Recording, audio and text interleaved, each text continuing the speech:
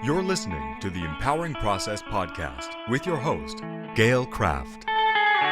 Listen as she holds frank discussions around how your purpose, being present, and trusting your power impacts your life. Whether you're an entrepreneur, leader, or developing your vision, you'll find wisdom and insights you can utilize right now. Welcome your host, Gail Kraft.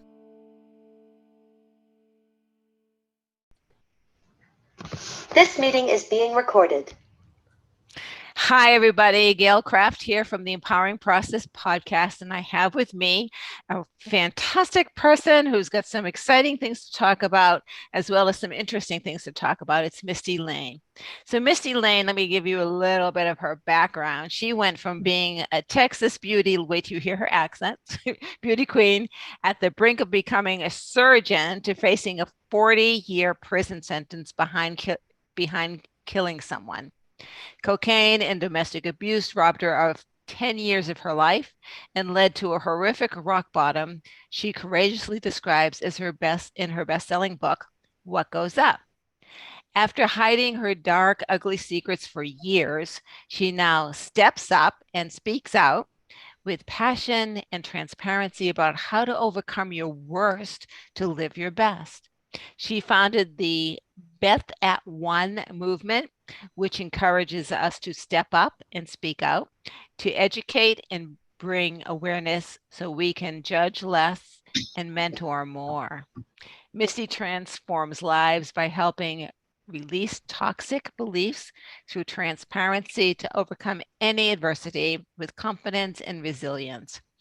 Her talk show, Dare to Number 2, Share with Mistie Layne, provides a platform for transparency to evolve and freedom to encourage. She also hosts Right to Ignite Women's Empowerment Retreat and Speak Out workshops where she instills courage and confidence so your story today can change a life tomorrow. Mistie practices nuclear medicine full-time, serves as a VP on Chemo Buddies for Life board, and is a contributing journalist for several international magazines. Well, Mistie, what a beginning. Yeah. Yeah. I'm a little busy. Really, really busy. So welcome to the Empowering Process podcast. And thank you for being willing to share your story with us today. So tell us a little bit. Well, I actually did just tell you a little bit. So I'm going to talk a little bit about facing yourself, because that's what you had to do, right? I know for me, I had so many walls up. I mean, if you knew me when I was 20 and knew me now, you wouldn't think they were the same person. Everything was black and white. And if you weren't with me, you were against me. And most of the world was against me. So harsh, so cruel, so afraid of the world, but you wouldn't know it because of the facade that I put up, right?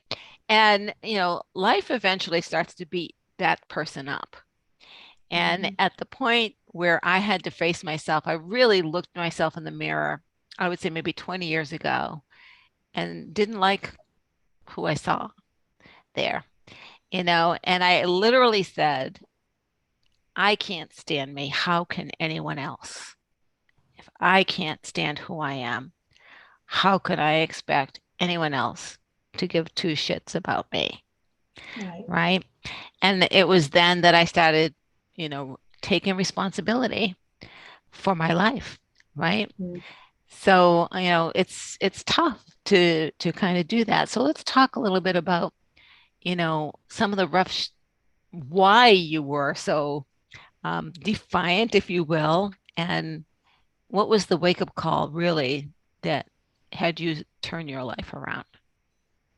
Well, before I even jump into that, I just real quick want to say, piggyback off of what you talked about. I think a lot of it is learning to take accountability for our own shit in life, right? Right. A lot of us want to blame others and become the victim, and that's a whole rabbit hole. So I think once we realize, that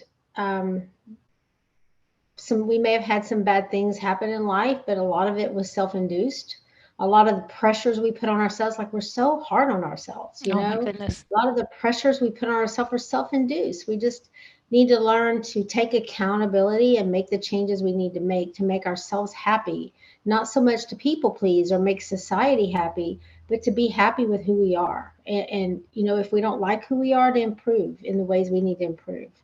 Um, yeah, but the biggest thing for me, Gail, was people pleasing. Mm. And putting pressure on myself. I wanted to be a surgeon since I way back. I mean, I grew up in a family of medical professionals, so that's all I knew. It's all I wanted, and I put so much pressure on myself.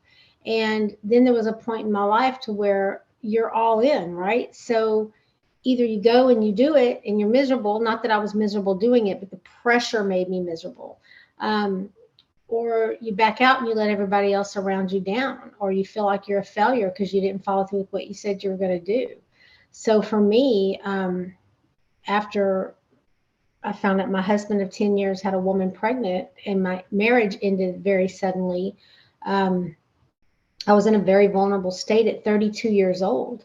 I knew better, but I didn't respect my moment of choice. And I did my first line of cocaine at 32 in medical school, a mother of two. And it just gave me that escape where I didn't have to feel the pressure I was putting on myself. It gave me the escape to where it didn't matter who I was pleasing out there or if I was letting someone else down. It was just that escape that I got addicted to. But that's a no-win road right there. That's a horrible, horrible way to get out of or to improve yourself. I turned to writing. Writing is what saved my life. So I'm all about writing. So I think writing is a self-discovery journey. It doesn't cost any money. We don't need to be trained to do it. We just pick up pen and paper and start writing what comes out of us. And when you do that, you're going to discover where your pain is, and you're going to discover some things that maybe you need to let go of, or some things that maybe you need to forgive someone else for, or maybe you're going to discover that you need to look in the mirror and learn to like who you are and forgive yourself. I killed someone behind crack cocaine, and I'd never been suicidal, but by all means, survivor's guilt was killing me. Literally, I couldn't find the will every day to want to even take a breath because I felt guilty for everything I had done. So for me, it was learning to look in the mirror and saying, okay, yeah, you screwed up. You made some bad choices. You hurt a lot of people. You've hurt a lot of people. You've let a lot of people down, including your own children. But you can make a change today. Look in the mirror and forgive yourself and say, I'm going to make the changes necessary today. That's where my whole hashtag be that one movement came in. Be that one, to just be brave and bold and stand up for change and do it. Yeah. So tell me about the prison sentence. What was that all about? So I was attacked and robbed and lost control of my car and ran into a parked vehicle, which hit a lady that was standing in her yard and knocked underneath her house and killed her. So when I woke up in the emergency room. My mom was over me crying, and I had been high, smoking crack for 4 days, been up. Um, I knew I'd been in a wreck, but I didn't have much else going on for me. I was pretty much just in a oblivion state of crackness, high as a kite. Um, so it was my own mother that had to tell me I had killed someone. I had no idea. I hadn't seen the lady in the yard. I couldn't have stopped my car. It was sliding down the road sideways. I couldn't have stopped and prevented it even if I had seen her. Um, but I was hit with a 40-year vehicular homicide charge, which carried 40 years, and they were going after the max on me. So here I am in medical school, a single mom of two beautiful, wonderful daughters, and realizing, okay, yeah, you've really done it this time. Your life's over. It's pretty much done. Not just you. Now you've affected your children. Now your mom has to raise your kids. You affected her life and interrupted her life. It just, we don't realize when we do things that how it trickles out like a Right. puddle, how it It's a affects ripple. everyone else. Mhm. Ripple, yeah. So I was waiting. It took a whole entire year, and it was agony to sit and wait for my judgment to come through, my sentencing. And that's when I started my writing journey, Gail, is I just started writing because I had no outlet. I had nothing. The two girls that had attacked me were in the same jail with me, which was not even legal. And it was just so hard. Everything I was going through was just, I wanted to, like I said, I had just lost myself, completely lost myself. So I started writing. The DA, which is the prosecutor, um, heard of the book that I was writing, and it took me 7 months. I wrote it by hand with a pen and paper that I had to buy off of commissary. And he came to visit me, and he said, I want to know about this book you're writing, and tell me about it and show it to me. And so I showed him the pages. He didn't sit and read it all, but he skipped around and looked at it, and he said, you know what? He's like, and this is, mind you, my prosecutor. This is like unheard of. He said, you don't belong here, Mistie. And I said, yes, I do. She's dead because of me. No matter where my background was, no matter if I had intent or not, she was dead regardless. And I had to assume culpability and accountability for that. And I said, I am right where I'm supposed to be, and I need to do my time. And he said, I get that. He said, but we need to get you help. We don't need to punish you. We need to help you. This isn't you. This isn't how we can tell you're caught up in this. So it was because of him, my actual prosecutor, he was able to talk to the family and the judge, and they changed the sentencing from vehicular homicide to negligent homicide, which is accidental death. And it carried a 5-year maximum charge. And I got that instead. So I was blessed in so many ways, not to mention I already had a nuclear medicine degree. And when they changed the charge, it went from a violent crime to a nonviolent crime, which saved my medical license as well. So I'm just, when I say I know God, like I went through that 10 years of hell and was saved for a reason. And it wasn't to sit silent and be ashamed of that person. It was to stand up and speak out against it and to show people that we can transform, we can overcome, we can forgive ourselves. Other people will forgive us. When we stand up and start doing the right thing, people forgive, people give chances. You can rebuild your life, and I'm living proof of it. Yeah, that is an amazing story. Of course, now I'm going to have to go get the book. What goes up on Amazon, or you can go to my website, stepupandspeakout.com, and get a signed copy off of my website. Yep, for sure. So you're in prison for 5 years, and you get out, and now you have to build your life together, from scratch. And you decided that not only the book, but you found this calling to really speak up, right? Yeah. And be a light of possibility and potential.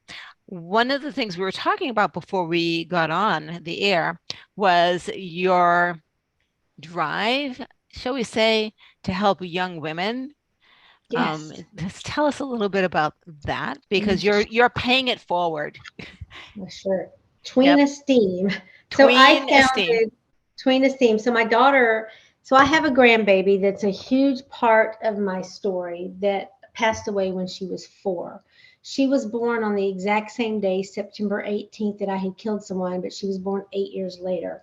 She got stuck in the birth canal on her due date, full term, very healthy baby, suffered a brain injury in the birth canal, had a loss of oxygen, and came out blind and deaf. She couldn't suck or cry or even hold her own body temperature. And it was a long, hard 4 years. My daughter and son-in-law are the best parents in the world. But it was Eliana that actually was the turning point for me, because, see, I had written that while I was in jail. But when I got out, I never did anything with it, because I landed like a cat. I just landed right back on my feet, started doing the work. I was staying sober at this point. I mean, after killing someone, that did it for me.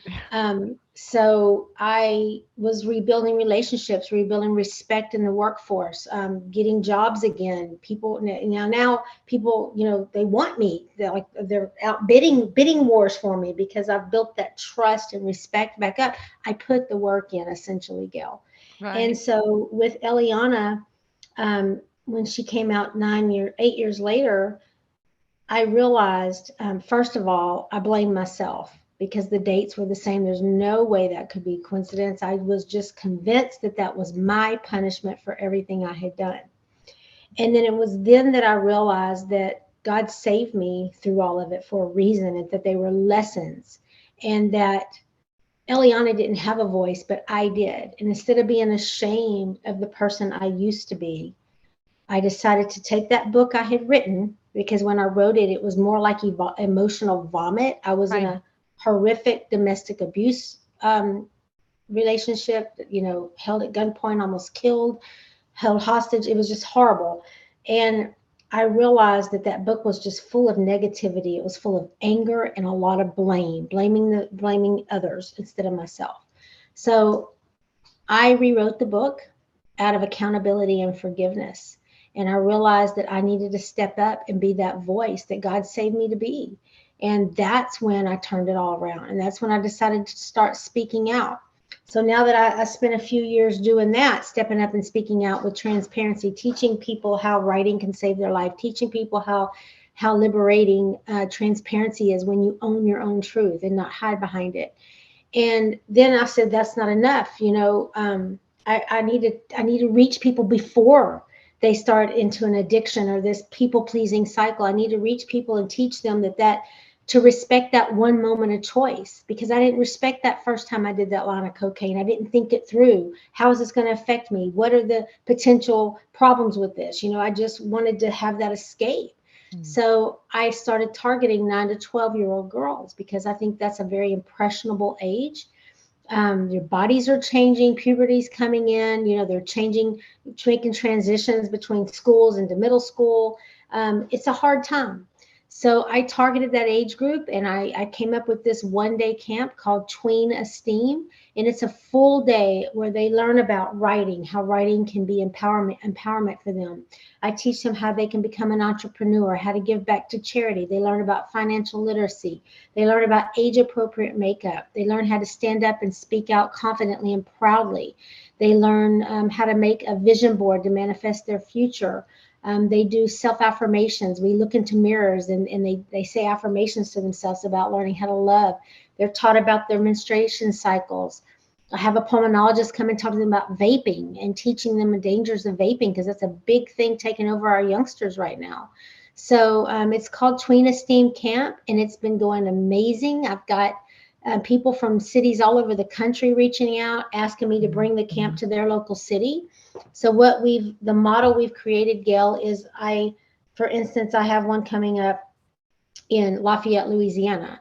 So what I do is I reach out first to city council, because a lot of times your council members want to attach their name to something positive like this for the youth, right? And we start raising money in the community from businesses. So I start raising donations from local businesses. And with that money, we scholarship 30 girls to the camp. So it's a free cost to the girls, no cost at all. Everything is paid for by sponsorships. That's fantastic, right? Yeah. So it's an offering to help the young children start off on a better foot than you and I had the opportunity to start off on, right? Life skills, which is what I'm hearing you say you're teaching is life skills, was not even a consideration. I mean, who knew what life skills was all about, right? Right. And there are very few opportunities to get that kind of information, right? Yeah. Even for high school kids, right? They just don't, them especially, believe that they know what's going on, and they are so blind and so clueless. Well, and they're so hungry for it. They're hungry for it because when I first started teaching these camps, I teach them a section called Write It Out, where I teach them to use writing either to be creative or to vent some frustration, however they want to use it. And what I discovered was these girls, the things that they wrote were just mind blowing. Like the challenges that they're facing at their age, at 10 one little girl, 10 years old, was living out of a truck with an uncle. I mean, it had to give her dog away. And that was huge in her world, that she had to give her dog away and she's living at 10. I Right. couldn't imagine those kind of challenges, but they were so vulnerable and they gave it everything they had in that writing segment. And I was just so proud of that. Like they want it, they need it. And we don't give them enough credit, I don't think. I think they're capable of a lot more than we give them credit for. So I have a granddaughter who's 12. Mhm. And I would say 2 years ago, when she was 9 or 10, somewhere around that age, I was visiting my son, and she looked at me and she goes, I'm called Gigi in that family. Oh, I like She that. goes, Gigi, you meditate, right? And I'm like, yes, I do.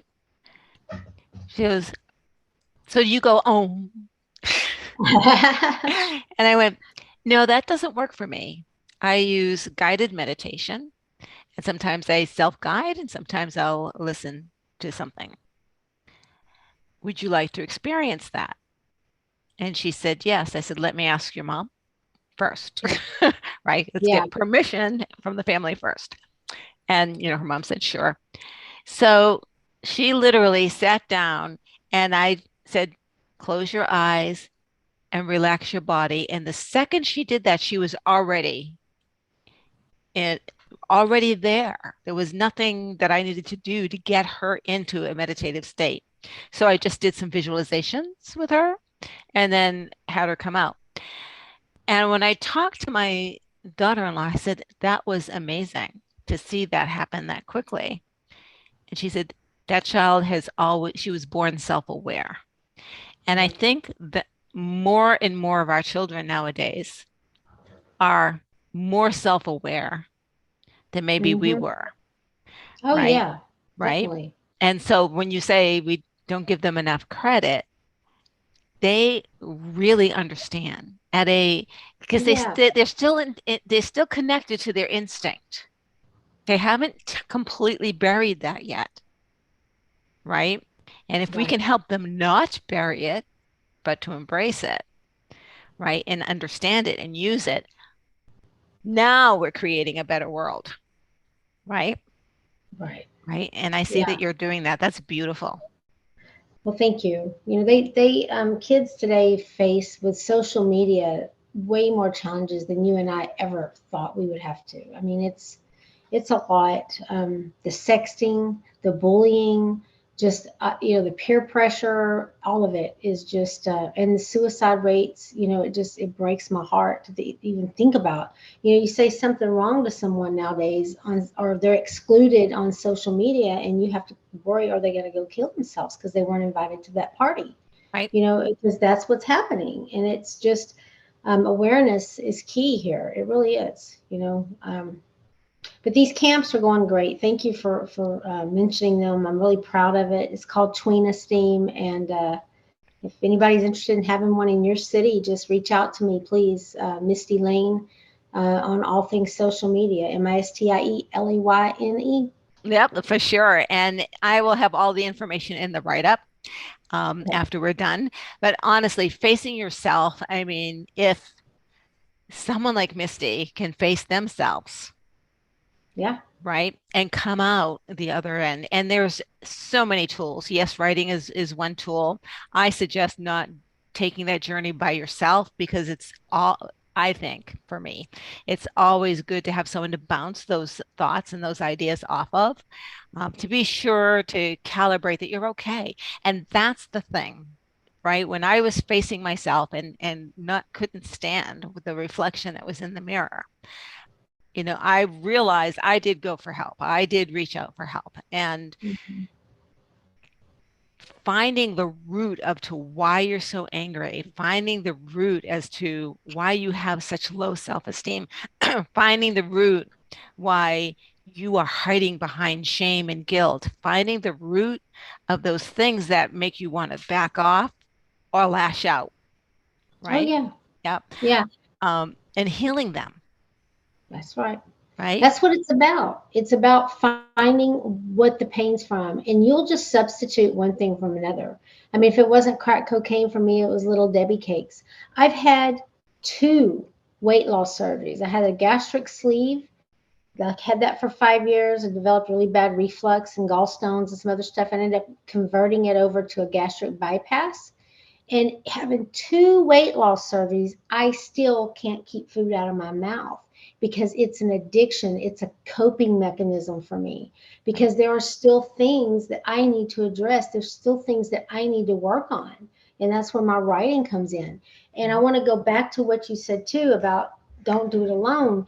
One of the things I discovered for me personally, and it's different for everyone, is we have this like protective barrier our brain has over us, right?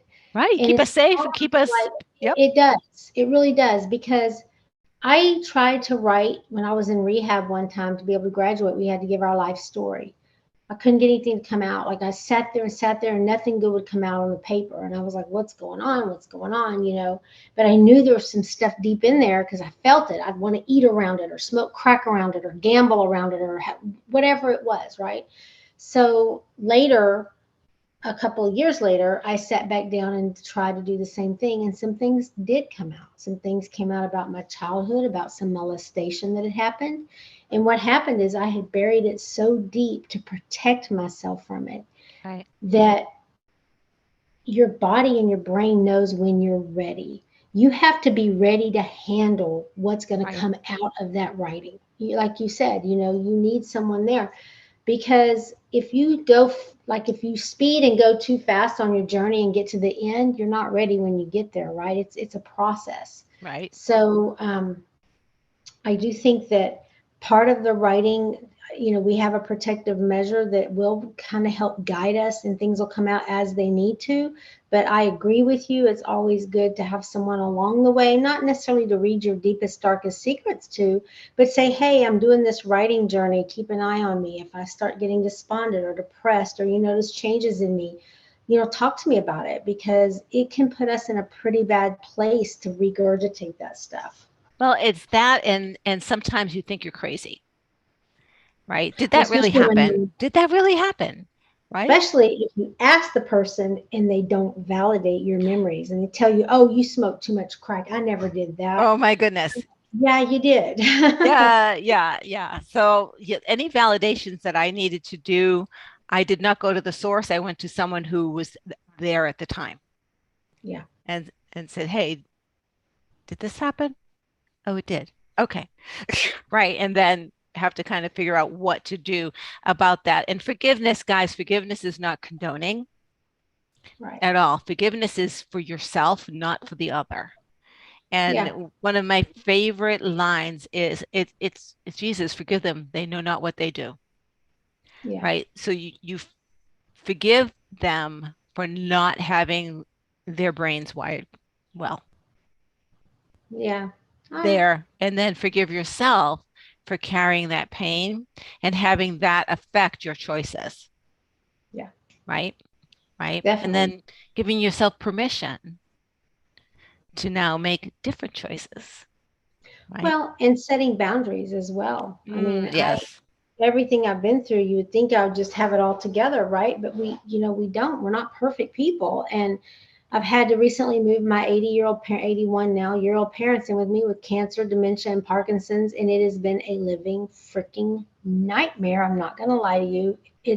I'm growing resentful because I don't have a life. Like my life is no longer, I'm no longer just like their daughter. I'm their caretaker, their bill payer, their hurricane, claim adjuster, their chauffeur to and from medical appointments. I mean, it's horrible. So it's also about me looking in the mirror and saying, okay, why? Like my heart tells me this is the right thing to do. Other people say put them in assisted living, put them in a home. Something in me is saying, No. no, they're not ready for that yet. So it's also about looking in the mirror though and knowing what your limitations are and setting healthy boundaries for yourself And asking for help. and asking, well, if there's any available. Yeah. Right, right. Well, that's the key. Try and Yeah. find it. Try and find it. So Be true so to us. yeah, be true to herself. So Misty, I want to talk to you forever, but This is Throwing me over and went back. we will do this again. We will do this again because I want to go deeper into some of the things that you kind of touched on. But thank you so much. And you did mention how people could get in touch with you if they wanted to. But once again, if people wanted to know more about you, how would they do that? StepUpAndSpeakOut.com or Mistie Layne at MistieLayne.com is my email. Fantastic. And everybody, thank you so much for listening. This is Gail Craft from the Empowering Process podcast. And if something in this resonated with you and you maybe got a question out of it, by all means, note the question down. Maybe Mistie and I will be able to get together again and just address that question. If this resonated with you, like it, share it, let us know. And if you know someone who maybe could benefit from this discussion, lead them to it, share it out to them. We want to spread the word. Thank you, everybody. Bye-bye. Bye. Thank you for listening to the Empowering Process podcast. Be sure to visit Gail at gailcraft.com to learn more about how she serves thought leaders, entrepreneurs, and goal seekers. And remember, if you like this broadcast, be sure to share and subscribe so you don't miss an episode.